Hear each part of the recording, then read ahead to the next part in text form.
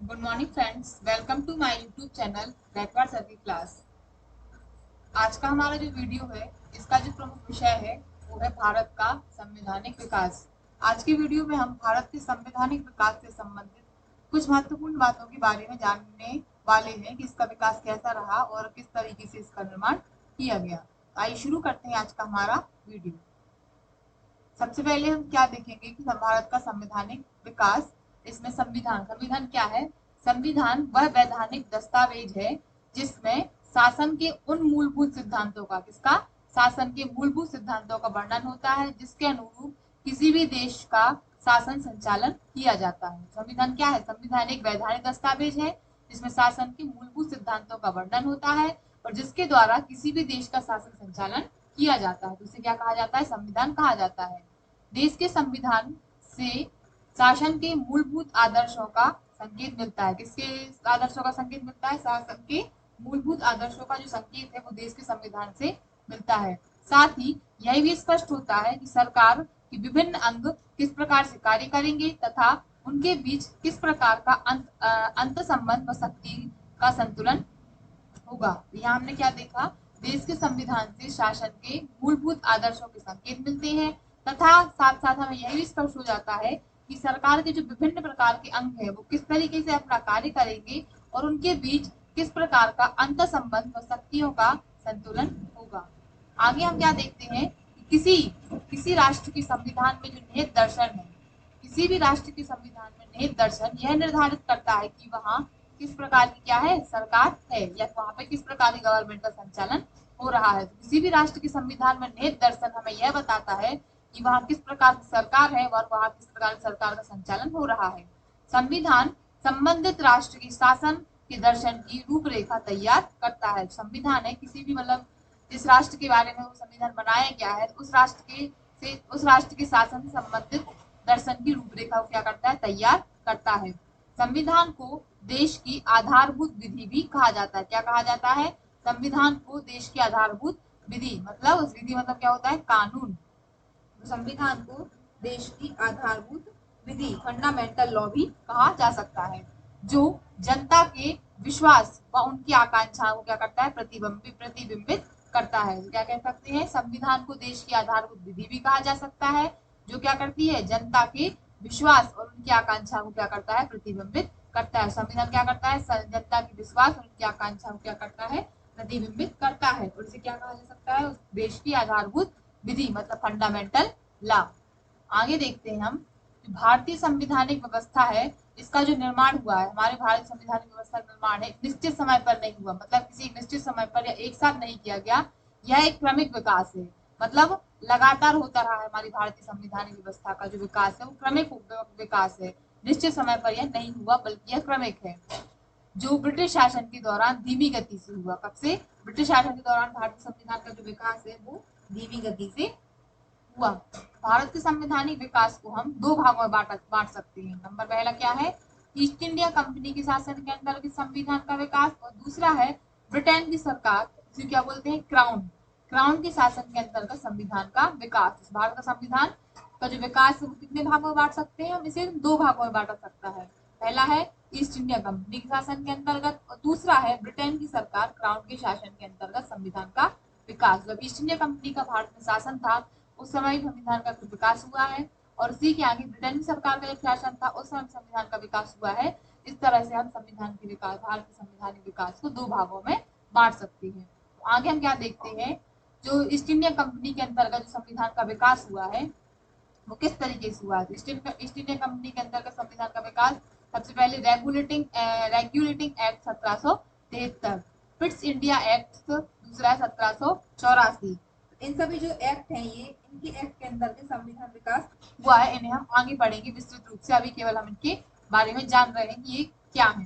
Regulating act 1773 इसके अंतर्गत संविधान का विकास हुआ है। फिट्स इंडिया एक्ट 1784 इसके अंतर्गत भारत का संविधान विकास है। चार्टर एक्ट कब हुआ था? 1793। चार्टर एक्ट 1813, चार्टर एक्ट 1833 और चार्टर एक्ट 1853।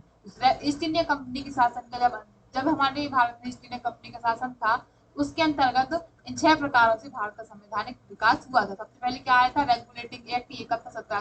1773 में, पिट्स इंडिया एक्ट ये क्या था 1784 में, चार्टर एक्ट 1793 में, और अगले अगले भी चार्टर एक्ट आते रहे हैं। पहला 1793 में, दूसरा 1813 में, तीसरा 1833 में, और जो लास्ट था वो 1853 में।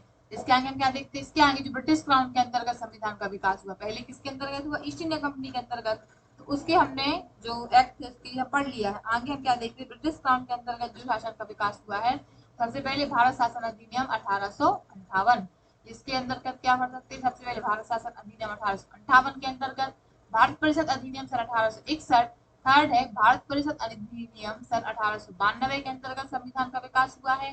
फिर आगे है भारत परिषद अधिनियम 1909 के अंतर्गत भी संवैधानिक विकास हुआ है। भारत शासन अधिनियम 1919 के अंतर्गत भी संवैधानिक विकास हुआ है। भारत शासन अधिनियम ये बहुत महत्वपूर्ण है 1935, इसके अंतर्गत भी भारत का संवैधानिक विकास हुआ है, जिसे हम विस्तृत रूप से आगे पढ़ने वाले हैं। अभी केवल हम इनके बारे में जान रहे हैं। भारत संविधान और लास्ट है भारतीय स्वतंत्रता अधिनियम 1947, इसके अंतर्गत भारत का संवैधानिक विकास। हमने क्या देखा यहाँ पे, भारत का संवैधानिक विकास है वो दो तरीकों से, ईस्ट इंडिया कंपनी के अंतर्गत और दूसरा ब्रिटिश क्राउन के अंतर्गत। तो ईस्ट इंडिया कंपनी के अंतर्गत संवैधानिक विकास था वो regulating act 1773, Pitt's India act 1784, charter act 1793, और चार्टर अगला जो चार्टर एक्ट आया था वो 1813 में, फिर उसके बाद 1833 और अगला 1853 के अंतर्गत हुआ था। इसी के बाद ब्रिटिश क्राउन के अंतर्गत जब संविधान का विकास हुआ तो भारत शासन अधिनियम 1858, भारत परिषद अधिनियम 1861, भारत परिषद अधिनियम 1892, भारत परिषद अधिनियम 1909, भारत शासन अधिनियम 1919 और भारत शासन अधिनियम 1935, भारतीय स्वतंत्रता अधिनियम 1947, इन सब के अंतर्गत भारत का संवैधानिक विकास हुआ है। आगे हम देखते हैं जो भारत में ब्रिटिश 1600 ईस्वी में कब आए थे, भारत में जो ब्रिटिशर्स आए थे वो सन 1600 ईस्वी में आए थे, ईस्ट इंडिया कंपनी के रूप में व्यापार करने के लिए आए। तो भारत में ब्रिटिश का आगमन कब हुआ था, 1600 ईस्वी में हुआ था, और वो किसी कैसे आए थे, ईस्ट इंडिया कंपनी के रूप में व्यापार करने के लिए भारत में आए। जो महारानी एलिजाबेथ थी, महारानी एलिजाबेथ की प्रथम प्रथम चार्टर अधिनियम या चार्टर एक्ट के द्वारा उन्हें व्यापार करने के अधिकार प्राप्त हुए। उन्हें व्यापार अधिकार ब्रिटिशर्स को व्यापार करने के अधिकार कैसे प्राप्त थे, महारानी एलिजाबेथ प्रथम के चार्टर अधिनियम एक्ट के द्वारा। कंपनी जिसके कार्य अभी तक मात्र व्यापारिक उद्देश्य, मतलब जो कंपनी थी उसके कार्य अभी तक क्या थे, केवल व्यापारिक उद्देश्यों तक ही सीमित थे, उसने 1765 में कब पहले वो व्यापारिक उद्देश्य तक ही उनके कार्य सीमित थे, लेकिन 1765 में उन्होंने बंगाल, बिहार और उड़ीसा इन तीन राज्यों की दीवानी अर्थात राजस्व और दीवानी न्याय के अधिकार क्या कर लिए, उन्होंने प्राप्त कर लिए। और इसी के साथ ही भारत में कंपनी की क्षेत्रीय शक्ति बनने की जो कंपनी थी, कंपनी की क्षेत्रीय शक्ति बनने की प्रक्रिया क्या हुई, आरंभ हुई। और आज के यहाँ क्या देखते हैं, जिस समय तक मतलब जब तक 1858 तक ईस्ट इंडिया कंपनी क्या रहा, शासन रहा, जिस समय तक ईस्ट इंडिया कंपनी का हमारे भारत में शासन रहा, ब्रिटेन की संसद थी वो विभिन्न अवसर पर मतलब अलग अलग प्रकार के अवसरों पर अनेक कानून और आदेश पत्र जारी करके कंपनी के शासन पर नियंत्रण रखती रही। और इन्हीं कानूनों ने धीरे धीरे भारत में संवैधानिक जो भारत में संवैधानिक विकास की पृष्ठभूमि को क्या किया, तैयार किया। सबसे फिर से क्या देखते हैं हम, भारत में ब्रिटिशर्स से उनका आगमन कब हुआ, सन 1600 ईस्वी में। भारत में ब्रिटिश 1600 ईस्वी में ईस्ट इंडिया कंपनी के रूप में व्यापार करने के लिए आए, और उन्हें व्यापार करने के अधिकार कैसे प्राप्त हुए, महारानी एलिजाबेथ प्रथम के चार्टर के द्वारा उन्हें व्यापार करने के अधिकार प्राप्त हुए। कंपनी जो अभी तक उसके लिए क्या थे, केवल व्यापारिक उद्देश्य तक इसके कार्य सीमित थे, उसने 1765 ईस्वी में बंगाल, बिहार और उड़ीसा इन राज्यों की दीवानी के अधिकार क्या कर लिए, प्राप्त कर लिए। दीवानी मतलब राजस्व और दीवानी न्याय के अधिकार क्या कर लिए, प्राप्त कर लिए। और इसी के साथ ही भारत जैसे ही उनको ये अधिकार प्राप्त हुए, भारत में कंपनी की क्षेत्रीय शक्ति बनने की प्रक्रिया क्या हो गई, प्रारंभ हो गई। जिस समय तक मतलब 1858 ईस्वी तक ईस्ट इंडिया कंपनी क्या रहा, शासन रहा, ब्रिटेन की संसद विभिन्न प्रकार के अवसरों पर अनेक कानून तथा आदेश पत्र जारी करके भारत के शासन पर नियंत्रण रखती रही। और इन्हीं कानूनों ने धीरे धीरे भारत के संवैधानिक विकास की पृष्ठभूमि को क्या किया, तैयार किया। तो आज के जो वीडियो था इसमें हमने भारत के संवैधानिक विकास की पृष्ठभूमि के बारे में पढ़ा, मतलब जितना कैसे भारत संवैधानिक विकास प्रारंभ हुआ और कितने भागों से भारत संवैधानिक विकास शुरू हुआ, इसके बारे में आज के हमने वीडियो में पढ़ा है।